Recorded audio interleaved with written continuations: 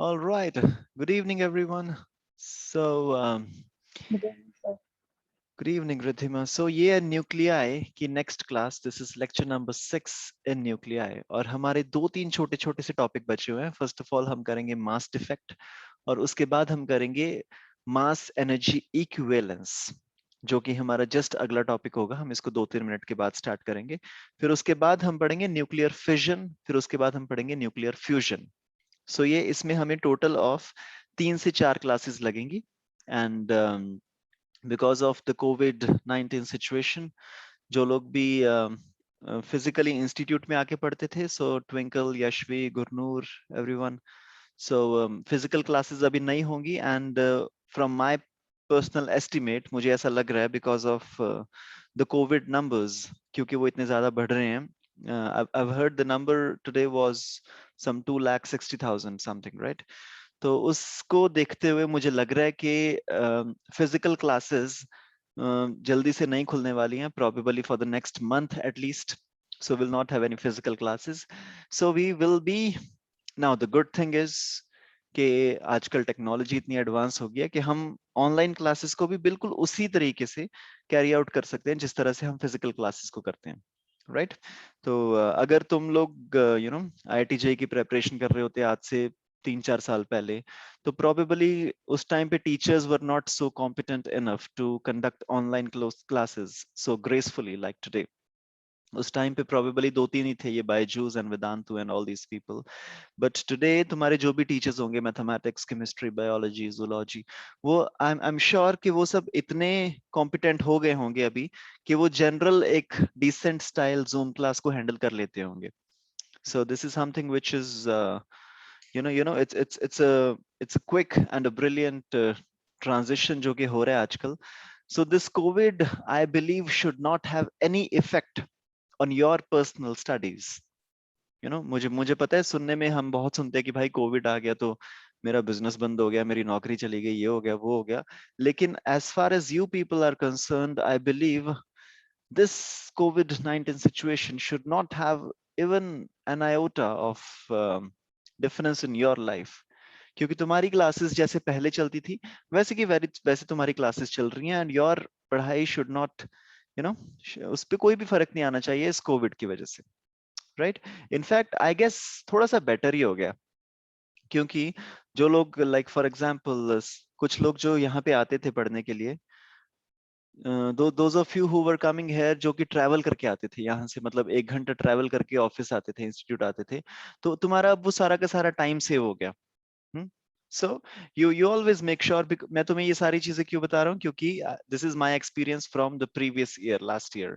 तो अभी जिन बच्चों ने नीट जेई दिया है, so I normally hear from them.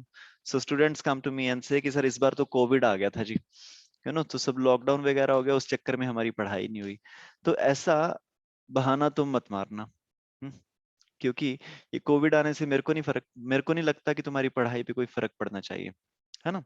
तो the numbers are increasing. Probably it's going to be a lockdown, maybe next month or 2 months or so. हमें पता नहीं कितनी देर चलेगा, लेकिन ये जितनी देर भी चले, इसका फर्क तुम्हारी पढ़ाई पे बिल्कुल नहीं पड़ना चाहिए, ठीक है? So you make this happen for yourself, that whatever the situation be, you have to make the best out of it. Right? So welcome once again to the next class. ये है chapter number 9, nuclei. Let me just write it down. Chapter number 9, nuclei. अच्छा, मैं थोड़े से नए style से पढ़ा रहा हूँ. यहाँ पे हमारे पास अभी एक डिजिटल पैड है. तो जिस तरह से तुम्हें व्हाइट बोर्ड दिखता था पहले, so the white board is somewhere there. अभी मैं वो नहीं यूज कर रहा, तो तुम्हें उस तरह से व्हाइट बोर्ड तुम्हारी स्क्रीन पे दिखेगा, ठीक है? So there is not no difference. लेकिन हो सकता है क्योंकि मैं पहली बार क्लास ले रहा हूँ, so I might be making some mistakes in this, probably pen को चेंज करने में या फिर नया पेज लेके आने में, और when I am bringing an eraser, I might not be that smooth for the initial few classes. So please bear with me. So this is chapter number 9, nuclei. 12th class हम पढ़ रहे हैं, और ये है न्यूक्लियाई का lecture number 6. और आज की क्लास, फर्स्ट ऑफ ऑल मैं तुमको बता दूं, हम 3 क्लासेस करेंगे. Lecture number 6, lecture number 7, lecture number 8. आज की क्लास इज लेक्चर नंबर 6. आज की क्लास में हम 2 ही टॉपिक्स पढ़ेंगे. पहला होगा मास एनर्जी इक्विवेलेंस, दूसरा होगा mass defect and binding energy. Let me just write this for you. This is 6. आज की क्लास में we will be studying पहले mass energy equivalence. This is number 1. फिर उसके बाद आज की क्लास में हम पढ़ेंगे मास डिफेक्ट. इसके बारे में तुमने थोड़ा सा सुन रखा होगा, मास डिफेक्ट हमने पिछली बार भी किया था. और एक तीसरी चीज हम पढ़ेंगे binding energy. Binding energy. Please अपनी अपनी नोटबुक्स वगैरह निकाल लो, जो लोग भी नोट्स बनाते हो. This is all that we will be doing in today's class. फिर हम इसके सबके इन तीनों के हम बहुत सारे न्यूमेरिकल्स करेंगे आज, 6-7 न्यूमेरिकल्स. ठीक है. तो ये जो सारे न्यूमेरिकल्स है मैंने उठा तो लिए अच्छी अच्छी जगह से. पिछले साल के जेई एडवांस्ड के मैंने क्वेश्चंस उठा लिए, लेकिन मैंने सॉल्व वगैरह करके नहीं देखे उनका आंसर आता है कि नहीं. तो हम साथ में यहीं पे सॉल्व करके देखेंगे कि वो होते भी हैं कि नहीं.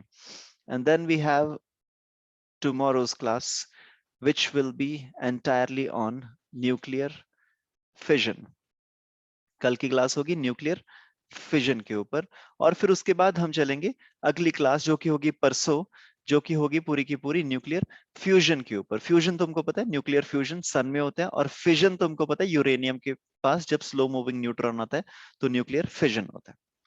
Alright, so this is what we are going to do today. और आज की क्लास में जो हम अभी स्टार्ट करने जा रहे हैं that is mass energy equivalence. तो जो लोग नोट्स बनाते हो, मास और एनर्जी के बीच में एक हाइफन लगा लेना. सो this is mass energy equivalence. Okay, mass energy equivalence. Now as the name suggests, mass energy equivalence का मतलब क्या है? That mass can be converted into energy and energy can be converted into mass. Mass energy equivalence का सीधा सीधा सा इतना मतलब निकलता है कि कहीं पे भी तुम्हें मास मिल रहा है उसको तुम एनर्जी में कन्वर्ट कर सकते हो, कहीं पे भी तुम्हें एनर्जी दिख रही है उसको तुम मास में कन्वर्ट कर सकते हो.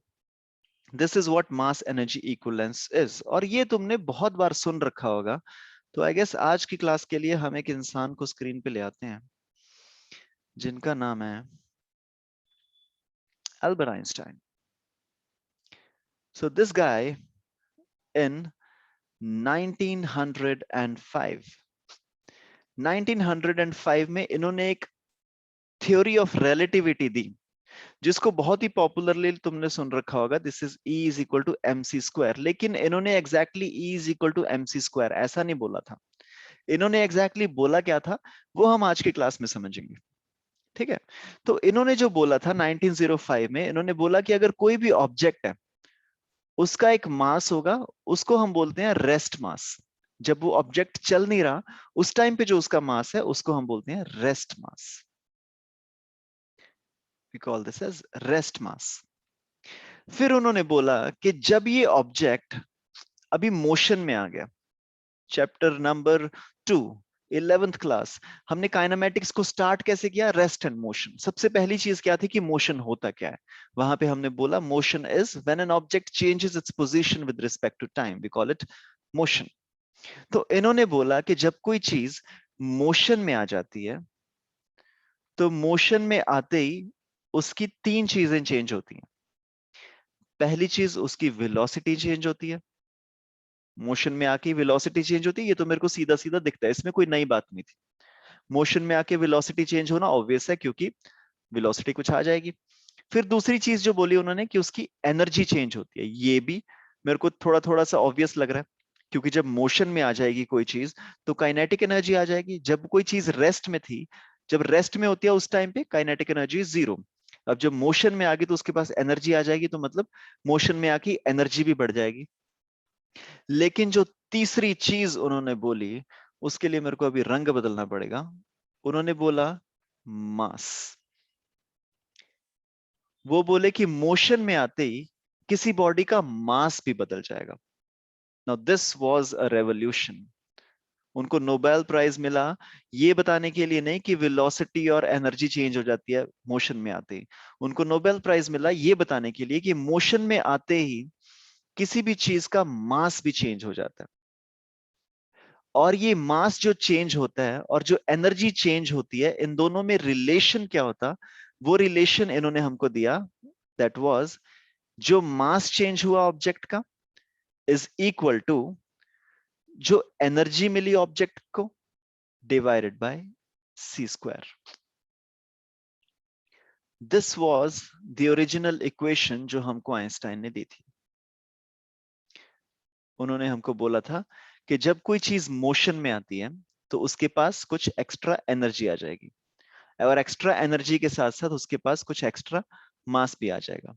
ये जो एक्स्ट्रा मास उसके पास आएगा, this extra mass will be equal to energy जो उसके पास आई है divided by c square. As simple as that. ठीक है.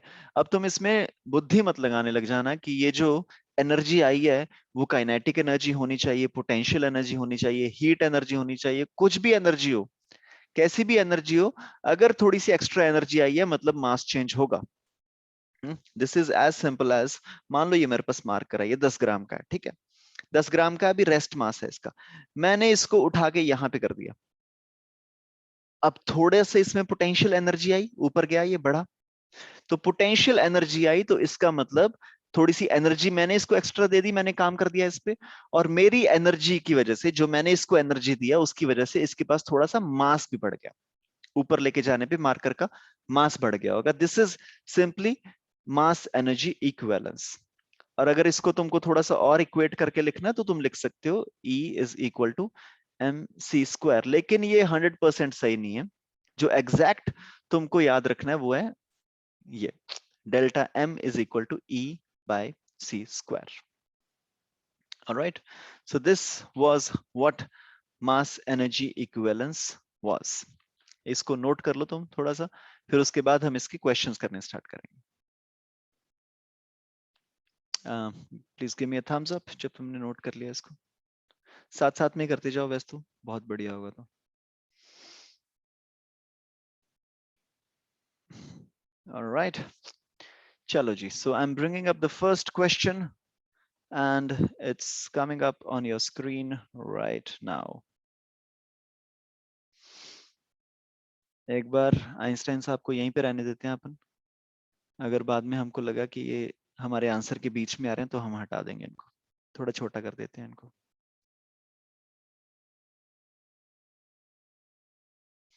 Okay, so the first question is, please try the first question everyone.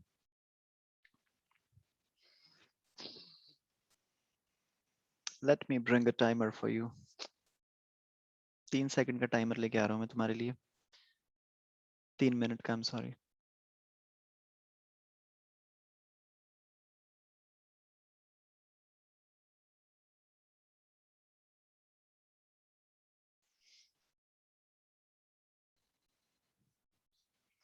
Okay, so you have 3 minutes.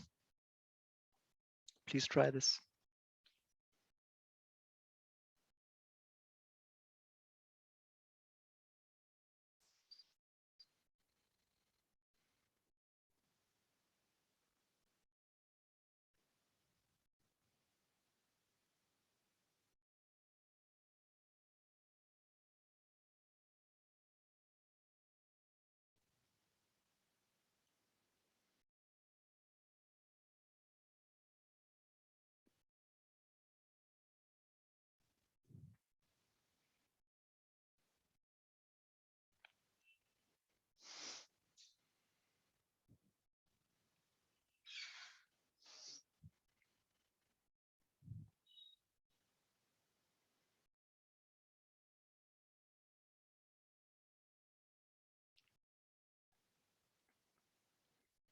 जब answer आ गया मेरे को बता देना.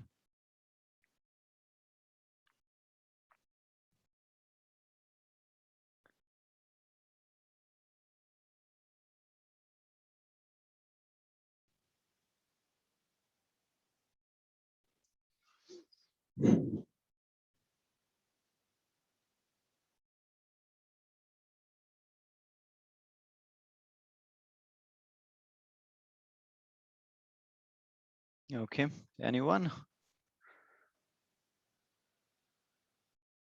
Mathematics experts. रिद्धिमा, आंसर नहीं आया?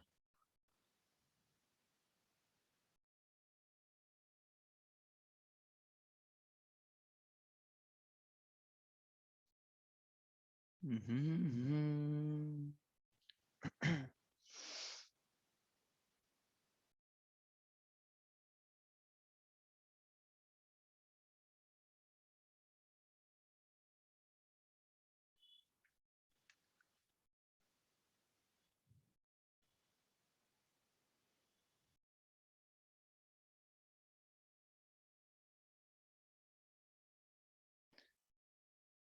Okay, anyone?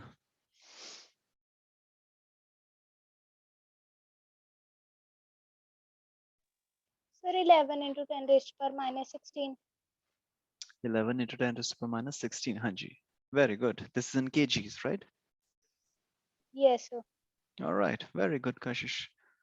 11 into 10 raised to the power minus 16 kgs. तो सबसे पहली चीज तो what I want you to understand is कि बॉल का जो मास था, ओरिजिनल बॉल का मास था 1 kg.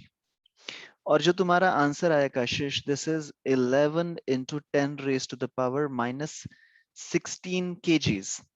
11 into 10 raised to the power minus 16 kgs, समझ रहे हो कितना है? 0.000000000, 15 बार तुम जीरोस लिखोगे, उसके बाद तुम एक 1 लिखोगे, उतना केजी. मतलब कि मास में जो डिफरेंस आया, 10 मीटर बॉल को जब मैं ऊपर लेके आ गया, तो मास में जो डिफरेंस आया वो बहुत कम डिफरेंस है. इसीलिए हम इसकी कभी आज तक बात हमने की नहीं, right? Because difference in mass is so less. इस वजह से हमने कभी इसकी बात ही नहीं की कि भाई जब बॉल को हम ऊपर फेंक रहे हैं तो उसमें मास भी चेंज हो रहा होगा. लेकिन तुम देखो काइनेमेटिक्स में यही तो होता आ रहा है ना. काइनेमेटिक्स में क्या था कि कार जा रही थी, तुमने बॉल को मारा, और वो स्नूकर की बॉल्स थी, कोलिजन हो रहा है, इनलास्टिक कोलिजन, इलास्टिक कोलिजन, सब कुछ मासेस में तो हो रहा था और मासेस चल भी रहे थे. लेकिन हमने कभी भी इस चीज की बात नहीं की थी कि मास थोड़ा सा बढ़ रहा होगा एनर्जी मिलने से, क्योंकि मास जो मेरा बढ़ रहा है वो बहुत छोटा सा मास बढ़ रहा है, इसलिए हमने कभी इसको कंसिडर भी नहीं किया. लेकिन अब हम इसकी बात क्यों कर रहे हैं? क्योंकि अब हम पढ़ रहे हैं न्यूक्लियाई के बारे में. न्यूक्लियाई का रेडियस कितना है? 10 raise to the power minus 15 fermi. अब अगर हम प्रोटॉन की बात करेंगे तो मान लो ये प्रोटॉन है.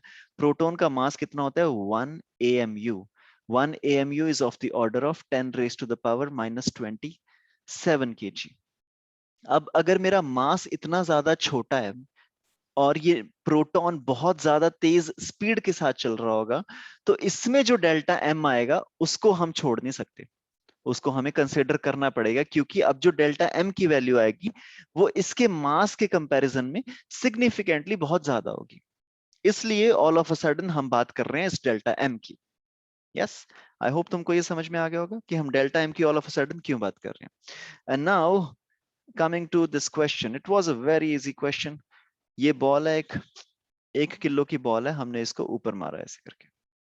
सो वो बोल रहे हैं कि it reaches up to a maximum height of 10 metre. तो 1 किलो की बॉल जब 10 मीटर ऊपर जाएगी, तो यहाँ पे टॉप मोस्ट पोजिशन पे, अच्छा फर्स्ट ऑफ ऑल तो जब हम उसको यहाँ से मारेंगे, it will have some kinetic energy, और यही kinetic energy top most position पे जाके पोटेंशियल एनर्जी में कन्वर्ट हो जाएगी. और हमको पता है, okay what do we have to find? Mass of the ball at the moment when it was thrown. जब बिगिनिंग में हमने बॉल को ऊपर फेंका, तो उसका मास कितना होगा? फर्स्ट ऑफ ऑल तो उसका मास ये वाला मास होगा 1 kg. फिर अब क्योंकि हमने उसको कुछ एनर्जी दे दी है, इस एनर्जी की वजह से इसका कुछ मास भी बढ़ जाएगा, और वो मास कितना बढ़ जाएगा? E/c². कशिश तुम्हारा आंसर थोड़ा सा गलत है, तुमने मेरे को डेल्टा एम बता दिया. So the question is find the mass of the ball at the moment, मतलब कि तुम्हें m प्लस डेल्टा एम बताना है. सो फर्स्ट ऑफ ऑल हम देख लेंगे एनर्जी हमने उसको कितनी दी है. So energy is equal to potential energy, हमें पता है यहाँ पे कितनी होगी, mgh, which is equal to 1 into gravity is 10 into height is 10, मतलब कि 100 joules. That means energy is equal to 100 joule divided by 3 into 10 raised to the power 8 का होल स्क्वायर. आई थिंक इसका जो आंसर आएगा, कशिश तुमने इसका answer निकाला delta M, which is 11 into 10 raised to the power minus 16 kgs. Yes, sir. ये delta M है कि उसका कितना मास बढ़ गया, हमारे बॉल को ऊपर फेंकने की वजह से उसका कितना मास बढ़ गया। लेकिन क्वेश्चन में मेरे को क्या पूछा है, क्वेश्चन में मेरे को पूछा है find the mass at the moment when the ball was thrown. तो उस टाइम पे मास उसका कितना होगा, एक तो जो उसका रेस्ट मास होगा और फिर ऊपर से जो उसका मास बढ़ गया, मतलब कि जो उसका नेट मास होगा दैट विल बी उसका रेस्ट मास प्लस जो मास उसका बढ़ गया, which is equal to 1 kg plus 11 into 10 raised to the power minus 16 kgs. Yes, इसको अगर तुम लिखना चाहो तो तुम लिख सकते हो 1.0000016 पे लगाना ना, मतलब कि 14 के बाद। Okay, 1 2 3 4 5 6 7 8 9 10 11 12 13 14 1 kg. So the mass of the ball is 1.0000014 zeros and then 1 kgs. ये मैंने इतनी सारी zeros, oops, sorry, you cannot see this. Yep. Yep. So the mass of this ball is 1.0000000. Then we have 14 zeros और 14 zeros के बाद we have 1 1. ये मैंने इतनी सारी zeros तुमको लिख के क्यों दिखाई है, ताकि तुमको ये फीलिंग आ जाए कि ये मास बहुत ही छोटा सा मास था जो चेंज हो रहा था, इसलिए हमने आज तक इसको कंसिडर नहीं किया। लेकिन जब भी अब मेरे पास एक प्रोटॉन होगा या फिर एक न्यूट्रॉन होगा या फिर एक इलेक्ट्रॉन होगा या फिर एक अल्फा पार्टिकल होगा या फिर एक बीटा पार्टिकल होगा या फिर एक गामा रे होगी, तो ये सारे पार्टिकल्स का जो मास होगा वो बहुत ज्यादा कम होगा। This is in the range of 10 raise to the power -27 -31 kg। तो अब अगर ये वाले पार्टिकल्स मूव करेंगे तो इनका डेल्टा एम हमको कंसिडर करना पड़ेगा, इनका डेल्टा एम हम नहीं छोड़ सकते। ऑलराइट, हम एक और क्वेश्चन करेंगे मास एनर्जी इक्विवेलेंस का, ताकि तुम्हारी प्रैक्टिस हो जाए।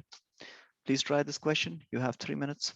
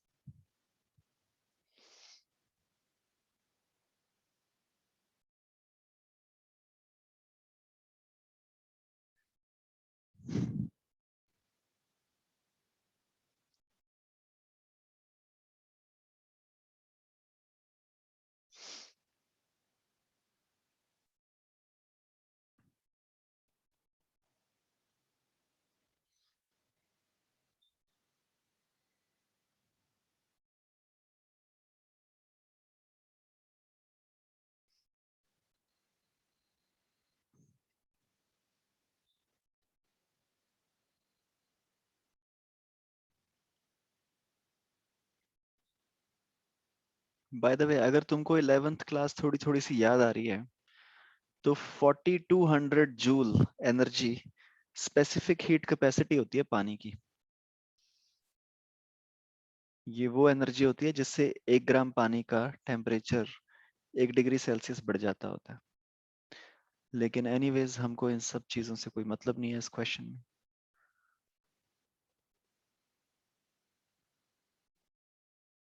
हमें तो ये निकालना है कि पानी का वेट कितना इंक्रीज हो जाएगा। 1 किलो पानी है, 4200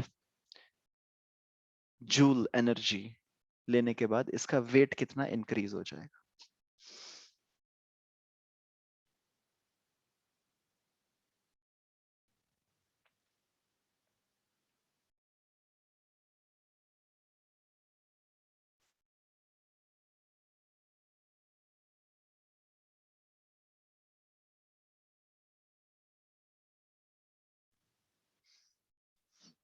हम्म, 5 into 10 to the power minus 13. Okay. 5 into 10 to the power minus 13 kgs. Yes, sir. All right.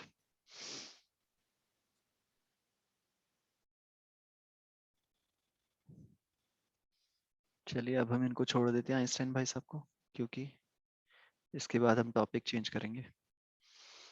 All right, अब तक सबका आंसर आ जाना चाहिए था, लेकिन लेट्स सी। पानी का जो रेस्ट मास हमको दे रखा है 1 kg। अब ये क्वेश्चन मैंने तुमको किस लिए दिया, ताकि तुमको ये समझ में आ जाए कि हम किसी भी तरह की एनर्जी अगर प्रोवाइड करेंगे बॉडी को तो उसका मास बढ़ेगा। अगर किसी भी तरह की एनर्जी हमने निकाल ली बॉडी में से तो उसका मास कम होगा। एनर्जी निकालने का मतलब मास निकाल लेना, एनर्जी देने का मतलब मास दे देना। सो रेस्ट मास था उसका 1 किलो, तो इसको जो हमने एनर्जी प्रोवाइड की, this is 4.2 kilo joules, which can also be said 42 joules, 4200 joules. यहां से हम निकाल सकते हैं जो उसका मास बढ़ा होगा, this mass will be equal to E by c square, which is equal to 4200 divided by 3 into 10 raised to the power 8 into 3 into 10 raised to the power 8 kgs. अब मेरे को पता है कि okay, this is 2 zeros and this becomes 6. अब मेरे को पता है 42 is divisible by 3, so I can write this as 1/4. So 1/4. So 14 by 3, I can roughly say this is 5, and 6 and 8 is 14, so I can say 5 into 10 raised to the power minus 14 kgs. इतना मास उसका change हो जाएगा। हम दोनों के answer में पूरे 10 के फैक्टर का डिफरेंस है। Riddhima, can you please check किसने क्या गलती किया? I got it, sir. Okay, ठीक है जी। सो अगर तुमको एग्जैक्ट करना है तो ये 5 की जगह तुम लिख सकते हो, this is 14 by 3. So this should give you 4.67 into 10 raised to the power minus 14 kgs. So ये क्वेश्चन हमने बेसिकली इसलिए किया ताकि हमको ये फीलिंग आ जाए कि हम किसी भी तरह की एनर्जी अगर प्रोवाइड करेंगे उसको तो उसका मास चेंज होगा। किसी भी बॉडी का अगर हम किसी भी तरह की उसको एनर्जी देंगे तो उसका मास डेफिनेटली चेंज होगा ही होगा। Alright, so this was all about mass energy equivalence. और अब हम आज का अगला टॉपिक स्टार्ट करने जा रहे हैं जिसका नाम है मास डिफेक्ट, जिसका नाम है मास डिफेक्ट। और मास डिफेक्ट से मिलता जुलता हम एक टॉपिक पढ़ेंगे। अब क्योंकि हमने अभी अभी देख लिया कि एनर्जी और मास इक्विवेलेंट है, जहां पे एनर्जी का डिफेक्ट होगा वहां पे मास का भी डिफेक्ट होगा, और जहां पे एनर्जी एक्स्ट्रा मिलेगी वहां पे मास भी थोड़ा सा बढ़ के आएगा। अभी हमने ये चीज सीख ली। इसका मतलब अभी हम अगला टॉपिक पढ़ने जा रहे हैं मास डिफेक्ट, मतलब कि कहीं ना कहीं पे मास लूज हो रहा होगा। तो कहीं पे अगर मास लूज हो रहा होगा तो उसके साथ एक कॉरेस्पॉन्डिंग एनर्जी भी होगी जो लूज हो रही होगी, और उसको भी हम साथ में पढ़ेंगे, जिसको हम बोलते हैं binding energy. So we will be studying mass defect and binding energy साथ साथ में, ठीक है। तो इसको समझने के लिए इसकी स्टेटमेंट लिखने से पहले चलो एक बार एक एग्जांपल ले लेते हैं। मान लेते हैं okay, hydrogen, helium, lithium, lithium को लेते हैं, ठीक है। एक लिथियम एक एलिमेंट होता है जिसका एटॉमिक नंबर तुमको पता होगा 3 होता है। मास नंबर मान लेते हैं इसका 737, ठीक है। तो इसका मतलब क्या हुआ, इसका एटॉमिक नंबर इज 3 और इसमें मास नंबर इज 7, मतलब कि नंबर ऑफ न्यूट्रॉन्स कितने हो जाएंगे 4। आई होप तुमको ये बेसिक चीजें समझ में आ रही होंगी, ठीक है। मैं इसको पूरा एक्सप्लेन नहीं कर रहा अच्छे से। तो number of protons is 3, number of protons plus neutrons is 7, number of neutrons is 4। सबसे पहले मैं थोड़े से एक लाइट कलर में एक प्रोटॉन बना रहा हूं। मान लो ये है एक प्रोटॉन, तो हमको बनाना है लिथियम, ठीक है। तो लिथियम बनाने के लिए हम क्या करेंगे, ऐसे 3 प्रोटॉन्स ले लेंगे। तो लेट्स से ये एक और प्रोटॉन है, फिर ऐसा ही मैं एक और प्रोटॉन ले रहा हूं। ये मेरे पास एक 3 प्रोटॉन्स हैं जो मैंने इकट्ठे कर लिए। फिर उसके बाद मैं एक काम करता हूं, let me take a very jazzy neutron. एक मैं ब्लू कलर में न्यूट्रॉन ले रहा हूं, तो ये मेरे पास एक न्यूट्रॉन आ गया, एक दूसरा न्यूट्रॉन आ गया, ये एक तीसरा न्यूट्रॉन आ गया, ये एक चौथा न्यूट्रॉन आ गया। तो अब अगर हम थोड़ी सी काउंटिंग करके देखें तो मेरे पास क्या क्या सामान आ गया। मेरे को लिथियम बनाना है, तो मेरे पास 3 तो प्रोटॉन्स आ गए, 4 मेरे पास न्यूट्रॉन्स आ गए। मतलब कि लिथियम बनाने का जो पूरा का पूरा सामान है वो मेरे पास आ गया। लिथियम के न्यूक्लियस बनाने का सामान इकट्ठा हो गया, ठीक है, रॉ मटेरियल आ गया। इस पूरे रॉ मटेरियल को जब हमने वेट करके देखा, इसका एक मास आ गया, उसको हम बोलते हैं मास इनिशियल। इनिशियल मास इसका था, वो हमने कैसे किया मास इसका, प्रोटॉन्स को सबको ऐड कर लिया, मतलब इंडिविजुअल प्रोटॉन्स को मास करके उसका सम कर दिया, फिर इंडिविजुअल न्यूट्रॉन्स को ऐड करके मतलब उनको वेट करके उनका सम कर दिया। तो जो टोटल मेरे पास इकट्ठा मास आ गया उसको मैंने बोल दिया इनिशियल मास। आई होप तुमको ये समझ में आ गया होगा, राइट। इनिशियल मास को मैंने ये बोल दिया। फिर मैंने क्या सोचा कि चलो जी, अब ये प्रोटॉन्स और न्यूट्रॉन्स इकट्ठे हो गए हैं, इनको ना अभी पैक करके न्यूक्लियस बना देते हैं। अभी देखो ये सेपरेटेड आउट है, ये थोड़े दूर दूर पड़े हैं सारे के सारे। तो अब हमने क्या सोचा कि चलो इनको पैक करके बढ़िया से एक न्यूक्लियस बना देते हैं। तो इनके अराउंड मैंने एक पूरी थिक बाउंड्री बनानी स्टार्ट कर दी और ऐसे मैंने इनको कवर कर दिया। तो मैंने इनको कवर करके न्यूक्लियस बना दिया, ठीक है जी। तो जब मैंने इनको न्यूक्लियस बना दिया, एक बार मैंने दोबारा से इसको वेट किया। न्यूक्लियस बनाने के बाद दोबारा से जब मैंने इसको वेट किया तो तब इसका जो मास आ गया वो था mf, मतलब कि फाइनल मास। पहले हमने इंडिविजुअल मासेस देखे, प्रोटॉन्स और न्यूट्रॉन्स का मास सबको ऐड कर दिया तो मास इनिशियल था। बाद में हमने जब बना लिया न्यूक्लियस, न्यूक्लियस बनाने के बाद हमने जो मास देखा वो था mf।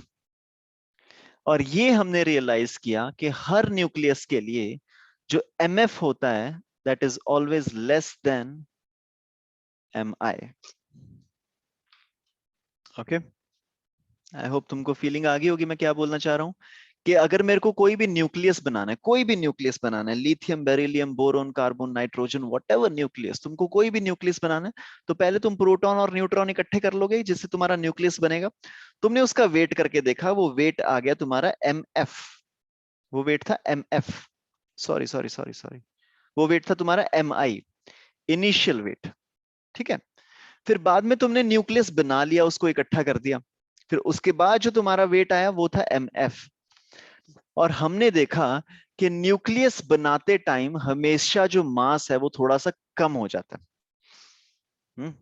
तो दिस इज जस्ट लाइक, मान लो मैं तुमको एक, let's say I give you an apple, ठीक है। मैं बोलूं कि मेरे पास ये 1 kg का एप्पल है, मैं बना रहा हूं यहाँ पे, ठीक है। मैं तुमको दूं एक kg का एप्पल, फिर ऐसे मैं तुमको काफी सारे दे दूं, मैं तुमको 12 एप्पल्स दे दूं ऐसे। सो आई गिव यू 12 एप्पल्स, मैं तुमको एक पॉलिथिन में डाल के दे दूं। तो इंडिविजुअल तो वो 1-1 किलो के हैं सारे, तो हमें लग रहा था कि भाई टोटल 12 निकलेगा। लेकिन एंड में जब हमने पूरे पॉलिथिन का जब हमने वेट देखा तो उसका वेट आ रहा था 11.5 kg। तो हमें लगा अबे यार ये क्या हो रहा है, मतलब कि मास लूज हो गया, थोड़ा सा मास लूज हो गया, राइट। तो इसका मतलब during the formation of a nucleus mass always decreases. हम इसको लिख लेते हैं थोड़ा सा। सो हमें क्या समझ में आया, let me change my colour here. तो ये mf is always less than mi से हमें समझ में आया during the formation of a nucleus, की जगह तुम कर लो एनी न्यूक्लियस। ये हर न्यूक्लियस के लिए ट्रू था। किसी भी न्यूक्लियस को बनाते टाइम क्या हुआ था, there was always, there is always a loss of some mass। या फिर तुम इसको ये भी बोल सकते हो कि the final mass of a nucleus is less than the sum of the individual nucleons। कि पहले तुमने न्यूक्लियॉन्स को वे करके उनका सम देख लिया, बाद में तुमने इकट्ठे को वे करके देख लिया, तो जो बाद में इकट्ठा आ रहा था वो हमेशा कम आ रहा था थोड़ा सा। इसको किसी भी तुम स्टेटमेंट से लिख सकते हो। और ये जो मास का डिफरेंस आता है, this difference in, okay, अच्छे से लिखता हूं मैं इसको, this difference in mass is called mass defect. This difference in mass is called mass defect. मतलब कि mass defect क्या हो गया? न्यूक्लियस को बनाते टाइम जो मास लूज होता है उसको हम बोलते हैं मास डिफेक्ट। ठीक है जी। न्यूक्लियस को जब हमने बनाना स्टार्ट किया तो मास थोड़ा सा जो कम हो जाएगा, और वो जो मास उसका कम हो गया उसको हम बोलते हैं mass defect, right? This is called as mass defect. Please take a minute, लिख लो इसको अगर तुमको लिखना है तो। फिर हम इसके बाद समझेंगे कि बाइंडिंग एनर्जी क्या होती है। वैसे तुमको समझ में आ ही गया होगा कि अगर मास लूज हुआ है तो थोड़ी सी एनर्जी भी लूज होगी, है ना, क्योंकि मास और एनर्जी तो इक्विवेलेंट है एक दूसरे के। So during the formation of a nucleus, there is always a loss of some mass. There is always loss of some mass. This difference in mass is called as mass defect. हमको mass defect समझ में आ गया। अब तुम सोच के देखो, अब हम अगली चीज पढ़ने जा रहे हैं कि बाइंडिंग एनर्जी। बाइंडिंग एनर्जी क्या होती है?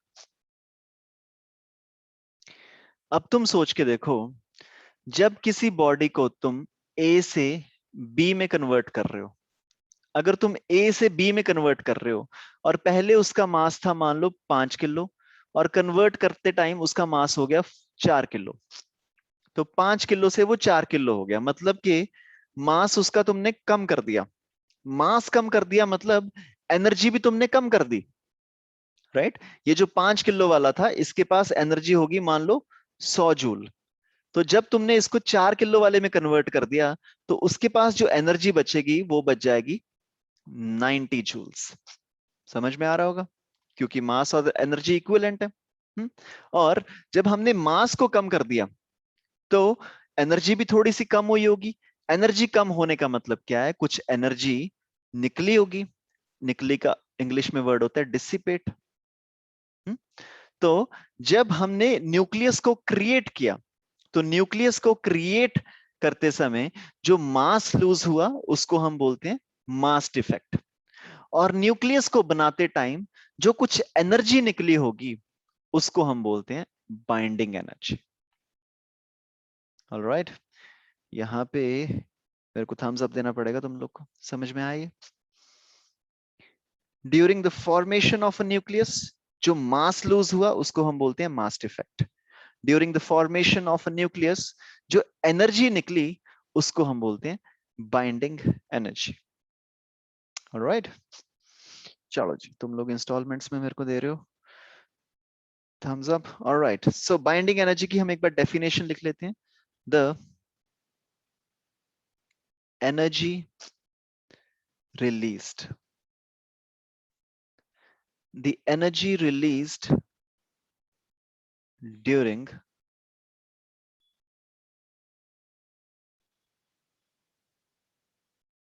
the formation of a nucleus is called binding energy. The energy released during the formation of a nucleus is called binding energy. ठीक है जी। तो अब हमने सीख लिया कि मास डिफेक्ट क्या होता है, हमने ये भी सीख लिया कि बाइंडिंग एनर्जी क्या होती है। अब हम इसके करेंगे न्यूमेरिकल्स, लेकिन न्यूमेरिकल्स करने से पहले हम एक फाइनल चीज के बारे में सीखेंगे, एक और डेफिनेशन जो हमको पढ़नी है, और वो डेफिनेशन है, पहले मैं जगह बना लूं थोड़ी सी। सो जो अभी हमको नेक्स्ट डेफिनेशन पढ़नी है वो नेक्स्ट डेफिनेशन है binding energy per nucleon. Binding energy per nucleon. Let me change my colour. ये ऑनलाइन क्लासेस का ये बहुत अच्छा फायदा है यार, तुम रंग वंग बदल सकते हो बड़ी आसानी से। ओके, तो यहाँ पे हमने ये लिथियम बनाया था। तो लिथियम बनाते टाइम मान लो 70 जूल एनर्जी रिलीज होगी। तो ये 70 जूल क्या है, हमारी बाइंडिंग एनर्जी। कुछ मास डिफेक्ट हुआ होगा, थोड़ा सा मास कम हुआ होगा, उस मास डिफेक्ट की वजह से कुछ एनर्जी रिलीज हुई होगी। तो मान लो 70 जूल एनर्जी रिलीज होगी इस न्यूक्लियस को बनाते समय। तो वो जो एनर्जी रिलीज होगी, एनर्जी पर न्यूक्लियन कितनी हो जाएगी? टोटल न्यूक्लियॉन्स इसमें कितने हैं? 1 2 3 4 5 6 7, क्योंकि लिथियम है तो इसका मास नंबर इज 7। तो इसमें total number of nucleons is 7 because इसका मास नंबर इज 7। तो एनर्जी पर न्यूक्लियन कितनी हो जाएगी? Binding energy divided by mass number, which is equal to 70 divided by 7, that is 10 joule per nucleon. So binding energy per nucleon is 10 joule per nucleon. और ये हम इसके बारे में क्यों पढ़ रहे हैं? क्योंकि इसी बाइंडिंग एनर्जी पर न्यूक्लियन से अभी हम अगले वाले टॉपिक में डिसाइड करेंगे कि कौन सा न्यूक्लियस न्यूक्लियर फिजन करेगा और कौन सा न्यूक्लियस न्यूक्लियर फ्यूजन करेगा। सो फिजन और फ्यूजन डिपेंड करेगा कि तुम्हारी बाइंडिंग एनर्जी पर न्यूक्लियन कितनी पड़ रही है। बट एज ऑफ नाउ तुम इसको लिख लो कि binding energy per nucleon is the ratio of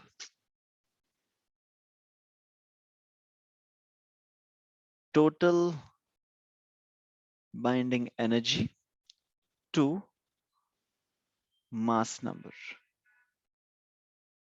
The ratio of total binding energy to mass number is binding energy per nucleon for any particular nucleus. और इसको हम कैसे निकालते हैं? Binding energy divided by mass number. All right.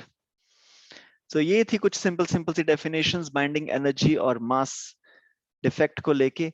अब हम एक बार थोड़ा सा इसका फॉर्मूला देख लेते हैं कि इसको हम कैलकुलेट कैसे करेंगे। कि मान लो हमको कैलकुलेट करने को बोल दिया गया, तो हम थोड़ा सा एक फॉर्मूला इसका देख लेते हैं कि हम कैसे निकाल सकते हैं बाइंडिंग एनर्जी या फिर बाइंडिंग एनर्जी पर न्यूक्लियन। तो हम ये इसी एग्जांपल को वापस लेते हैं कि जब हम लिथियम बना रहे थे, तो लिथियम बनाते टाइम जो हमने प्रोटॉन लिए थे, मान लो एक प्रोटॉन का मास था 1 किलो। ऐसा कभी होता नहीं है, लेकिन तुम मान लो एक प्रोटॉन का मास है 1 किलो। ये शायद तुमको ना दिख रहा हो तो मैं थोड़ा सा दोबारा लिख रहा हूं इसको नीचे। मान लो एक प्रोटॉन का मास है 1 किलो और एक न्यूट्रॉन का मास है 2 किलो।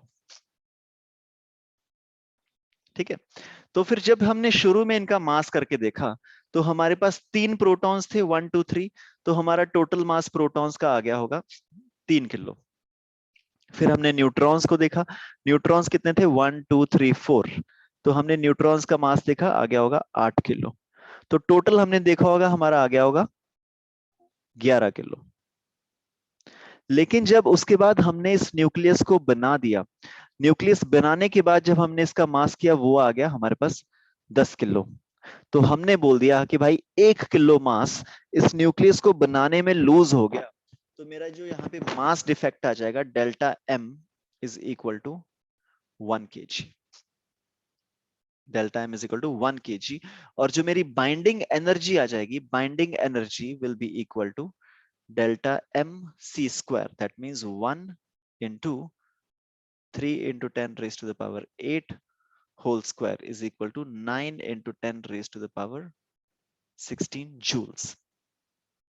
ये आ गई मेरी बाइंडिंग एनर्जी। और जो मेरी बाइंडिंग एनर्जी पर न्यूक्लियन होगी, that will be 9 into 10 raised to the power 16 divided by 7, which is equal to 1.29 into 10 raised to the power 16 joule per nucleon. All right.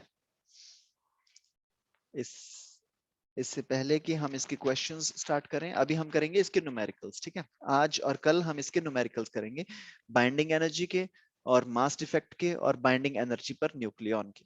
लेकिन questions करने से पहले क्या तुमको ये समझ में आ गया? Please give me a thumbs up जिसको ये समझ में आ गया। ऑलराइट, चलो जी, ठीक है। तो अगर हमको ये वाली चीज समझ में आ गई तो अब हम शुरू करने जा रहे हैं इसके क्वेश्चंस। और जो पहला क्वेश्चन हमारी स्क्रीन पे अभी आने वाला है, दिस क्वेश्चन इज, ये मैंने कुछ पिक्चर्स लिए थे तुमको दिखाने के लिए। So what these pictures show us is, okay, मैं खाली कर लूं। हाँ जी, तो ये देखो जी, हमारे पास ये अलग अलग हैं न्यूट्रॉन्स और प्रोटॉन्स। अब हम क्या कर रहे हैं, हीलियम बना रहे हैं, ठीक है। हीलियम बनाने की कोशिश कर रहे हैं, हीलियम 24। तो जब सब कुछ अलग अलग पड़ा है तो उसका मास वाज 4.03188, 4.03188। मैं इसको कहीं ना कहीं पे लिख लेता हूं, ठीक है, ताकि हमको ये याद रह जाए। सो जब सब कुछ अलग अलग पड़ा है, सो इसका मास इज 4.03188। अब हम क्या करेंगे, इसको पैक करके न्यूक्लियस बना देंगे।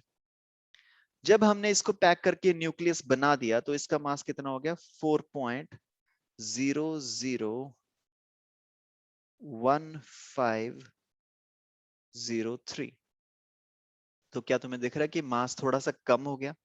मास थोड़ा सा कम हो गया मतलब इसमें कुछ मास डिफेक्ट आ गया। तो वो मास डिफेक्ट कितना होगा, जितना मास उसका चेंज हो गया। मास देखें एक बार उसका कितना चेंज हो गया। So this would be 7.73030. So this is 0.030377 AMU.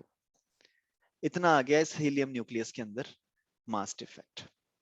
Alright, चलो जी, now this is the first question.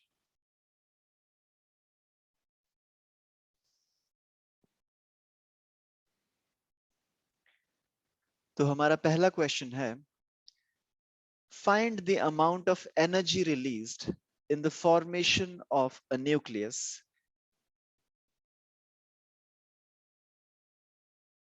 for which binding energy is 1 AMU. Oh, I am sorry. This is not the right question. तुमको ये word change करना पड़ेगा, यहाँ पे binding energy नहीं है ये। ओके, ये मैंने वर्ड में टाइप किया अभी अभी क्लास शुरू होने से पहले। So find the amount of energy released in the formation of a nucleus for which mass defect is 1 AMU। कि मतलब हमने कोई न्यूक्लियस बनाया तो उसमें जो हमारे पास मास डिफेक्ट आ गया दैट वाज 1 AMU। तो इसमें एनर्जी रिलीज्ड कितनी हो जाएगी, delta m c square.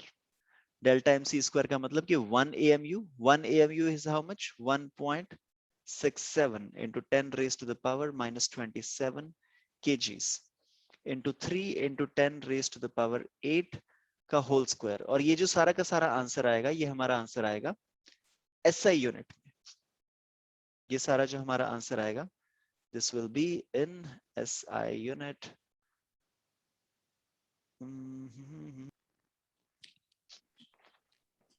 Okay, please give me a thumbs up। आवाज आ रही है मेरी? Yes, sir. All right, great। चलो जी, sorry for the technical, I think मैं डिस्कनेक्ट हो गया था मीटिंग से। सो हमारा जो यहाँ पे AM मास डिफेक्ट था, मास डिफेक्ट वाज 1 AMU। और उस 1 AMU मास डिफेक्ट की वजह से हम एनर्जी रिलीज कैलकुलेट करने की कोशिश कर रहे हैं। So energy release will be equal to delta M into c square. ये मैं क्वेश्चन तुमको क्यों दे रहा हूं, ताकि तुम ये वैल्यू को याद रख सको। तो जब हम ये डेल्टा एम सी स्क्वायर करके देखते हैं तो 1 AMU के लिए जो एनर्जी बनती है that is always 931 mega electron volt. So इस वैल्यू को तुम सीधा सीधा याद रख सकते हो। कल को अगर मैं तुमको क्वेश्चन दूं कि एक न्यूक्लियस को बनाते टाइम जो मास डिफेक्ट था वो था 2 AMU, बताओ कितनी एनर्जी रिलीज हुई है। तो तुम देखोगे कि energy released will be equal to, तुम्हें पता है कि 1 AMU के लिए energy released is 931। So 2 AMU के लिए energy released will be equal to 2 into 931, which 1862. 1862 mega electron volt. All right. So इस तरह से हम इसके क्वेश्चंस कर सकते हैं मास इफेक्ट के. ठीक है जी. हम एक आखिरी क्वेश्चन करेंगे आज की क्लास में जाने से पहले. And the next question should be coming up on your screen right now.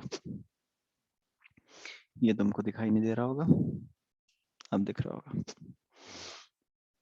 Okay. ये एक ऐसा क्वेश्चन है जिसमें तुम्हारा पूरे के पूरे कॉन्सेप्ट्स चेक हो जाएंगे. तुम्हें कैलकुलेट करना है मास इफेक्ट, फिर तुम्हें कैलकुलेट करनी है बाइंडिंग एनर्जी, फिर तुम्हें कैलकुलेट करनी है बाइंडिंग एनर्जी पर न्यूक्लियॉन. थोड़ा सा लेंदी क्वेश्चन है, लेकिन फिर भी मैं तुमको सिर्फ 3 ही मिनट दे रहा हूं उसके लिए, क्योंकि उसके बाद हम वाइंड अप करेंगे. You have 3 minutes, please try this.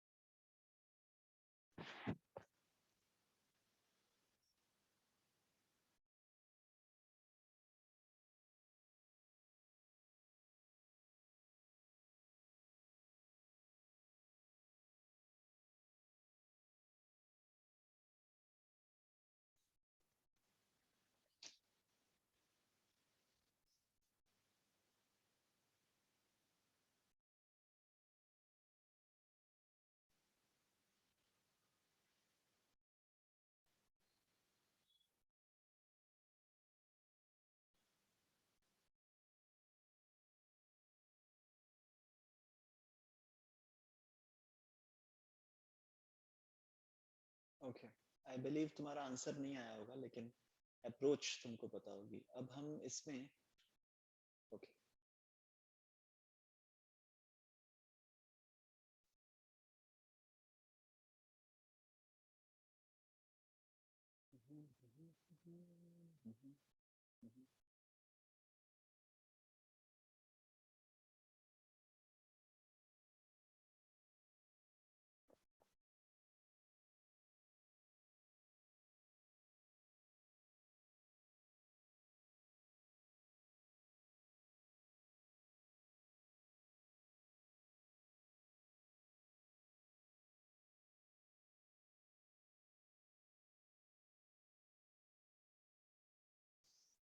Alright. I believe approach सबको क्लियर होगी. तो अब हम यहाँ पे क्या करने की कोशिश कर रहे हैं, हम कार्बन बनाने की कोशिश कर रहे हैं. This is carbon 612. और कार्बन 612 में मेरे को पता है इसमें होते हैं 6 प्रोटॉन और 6 न्यूट्रॉन. हमको इंडिविजुअल मासेस दे रखे हैं प्रोटॉन और न्यूट्रॉन के. तो पहले उसका इनिशियल सम पता कर ले हम, इनिशियल कितना होगा. तो इनिशियल में उसके पास होंगे 6 प्रोटॉन्स, मतलब कि प्रोटॉन्स का मास कितना हो जाएगा 6 मल्टीप्लाइड बाय, एक प्रोटॉन का मास कितना दे रखा है, mass of hydrogen nucleus. Hydrogen nucleus proton ही होता है 1.007825 AMU. तो ये आ गया पूरे प्रोटॉन्स का मास. न्यूट्रॉन्स का मास कितना हो जाएगा 6 इंटू 1.0086 6 5। ये जो पूरा का पूरा आंसर है ये आएगा AMU में। तो यहाँ से मैं 6 को कॉमन ले लेता हूँ एक बार, एंड देन मेरे पास आ जाएगा 5 and 5 should be 0, 1 goes there, this is 9, 8 and 6 is 14, 1 goes there, 8 and 8 is 16, 1 goes there, 10. All right, 6 into 2.016490 AMU। जिसने भी सॉल्व किया प्लीज मेरे साथ टैली कर लेना आंसर्स, हो सकता है मेरा आंसर गलत आ जाए। So 6 into 9 is 54, 5 comes here, 24 and 5 is 29, 2 goes there, 38, 3 goes there, then we have 9, 0 and 12. So this is 12.09895 AMU। जिसने भी सॉल्व किया कैन यू प्लीज कंफर्म क्या मेरा आंसर सही है?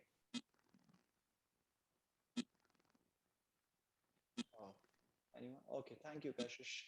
सो मास डिफेक्ट जो हमारे पास आ गया, दिस इज 12.09895 AMU। तो लेकिन ये हमारा हो गया पहले पार्ट का आंसर आ गया, हमको पता चल गया कि मास डिफेक्ट क्या है। अब अगली चीज जो हमको निकालनी है वो है binding energy. So I know my binding energy is equal to delta M C square, लेकिन मेरे को पता है एक AMU के लिए बाइंडिंग एनर्जी कितनी होती है, 931। तो हमारी जो बाइंडिंग एनर्जी यहाँ पे आ जाएगी दैट विल बी 931 टू 12.09895, और इसका आंसर आ जाएगा, किसी का आंसर आया इसका? ओके, चलिए फिर इसको करना पड़ेगा 1209895, and you multiply this with 931. Okay, 1209895. Okay, give me a second.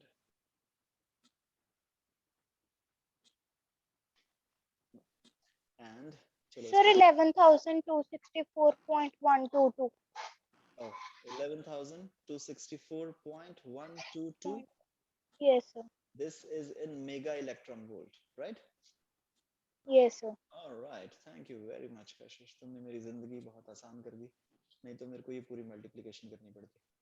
मैं सोच रहा था कुछ शॉर्टकट तरीके से मैं कर लूं इसको, लेकिन कुछ बन नहीं रहा था मेरे पास। So my binding energy comes out to be 11,264.122 mega electron volt। और जो हमारा तीसरा क्वेश्चन है, हमको बोला गया है कि हमें ये भी निकाल के बताना है what is the binding energy per nucleon। So यहाँ पे number of nucleons I have is 12, 6 proton 6 neutron। So my binding energy per nucleon would be 11264.122 divided by 12। एक बार ये भी बताओगे कशिश कितना आ जाएगा? Sir, 938.67. 938.67 mega electron volt is the binding energy per nucleon for this particular nucleus। All right, chalo ji, let me come up on the screen, and how do I do that? All right, so आज की class में हमने किया mass energy equivalence, जिसमें हमने देखा कि जब भी किसी चीज की एनर्जी बढ़ती है तो साथ साथ में उसका मास भी बढ़ता है, और इन दोनों के बीच में एक रिलेशन होता है, and the relationship is delta M is equal to energy by C square. ये वाली चीज हमको एल्बर्ट आइंस्टाइन सर ने बताई, राइट? फिर उसके बाद हमने देखा कि मास डिफेक्ट क्या होता है। किसी भी न्यूक्लियस को बनाते टाइम कुछ मास लूज हो जाता है, जिसको हम बोलते हैं mass defect. Oops, sorry, I believe अभी तक तुमको आवाज अच्छे से नहीं आ रही होगी, लेकिन अब आ रही होगी।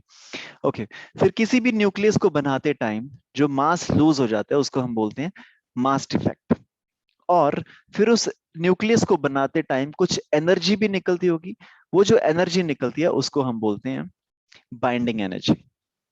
और उस बाइंडिंग एनर्जी को अगर मैं मास नंबर के साथ डिवाइड कर दूं तो जो मेरे पास वैल्यू आती है उसको हम बोलते हैं binding energy per nucleon, right. ये सारी चीजें हमने आज की क्लास में की और कल की क्लास में हम थोड़े से कुछ और न्यूमेरिकल्स करेंगे। फिर उसके बाद अगर हमारे पास टाइम बचा तो हम देखेंगे न्यूक्लियर स्टेबिलिटी, और उसके बाद अगर थोड़ा और टाइम बचा तो हम देखेंगे न्यूक्लियर फिजन।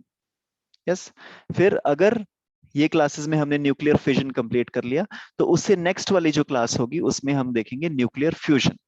तो मोस्टली हमें इसके बाद 2 क्लासेस और लगेंगी और ये चैप्टर हमारा खत्म हो जाएगा, या फिर 3 क्लासेस और लगेंगी और ये चैप्टर हमारा खत्म हो जाएगा। All right, so this was all in today's class, everyone. I hope you enjoyed today's class, and notes banate rehna. The good thing with with this the digital classrooms is हमारे पास पूरे के पूरे notes बन जाते हैं। Let me just show you.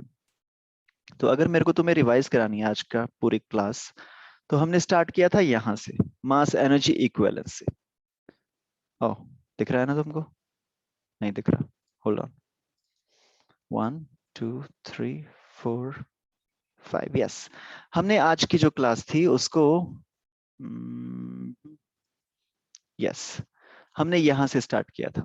So this is 12th class, chapter number 9, nuclear, lecture number 6। हमने class को start किया था मास एनर्जी इक्विवेलेंस से, और हमने देखा था कि डेल्टा एम और ई में रिलेशनशिप क्या होता है, राइट। फिर उसके बाद हमने इसका एक न्यूमेरिकल किया, फिर और हमने न्यूमेरिकल में ये देखा कि जो मास पे इफेक्ट पड़ता है वो बहुत छोटा सा इफेक्ट पड़ता है। फिर उसके बाद हमने एक और न्यूमेरिकल किया जिसमें हमने देखा कि चाहे वो हीट एनर्जी हो, साउंड एनर्जी हो, कोई भी एनर्जी हो, मास पे इफेक्ट पड़ेगा ही पड़ेगा। फिर उसके बाद नेक्स्ट टॉपिक में हमने देखा कि बाइंडिंग एनर्जी क्या होती है। फिर उसके बाद हमने देखा मास इफेक्ट क्या होता है। फिर उसके बाद हमने देखा बाइंडिंग एनर्जी पर न्यूक्लियन क्या होता है। And then after that, we did a few numericals, and that was all in today's class. All right, boys and girls, this was all. हम मिलेंगे कल सेम टाइम 7:30, और कल की क्लास में हम इसी को आगे कंटिन्यू करेंगे। और अगर हमारे पास टाइम बचा तो प्रोबेबली हम न्यूक्लियर फिजन को भी कल स्टार्ट करेंगे। ठीक है जी, thank you for joining today. I will see you tomorrow 7:30. Bye.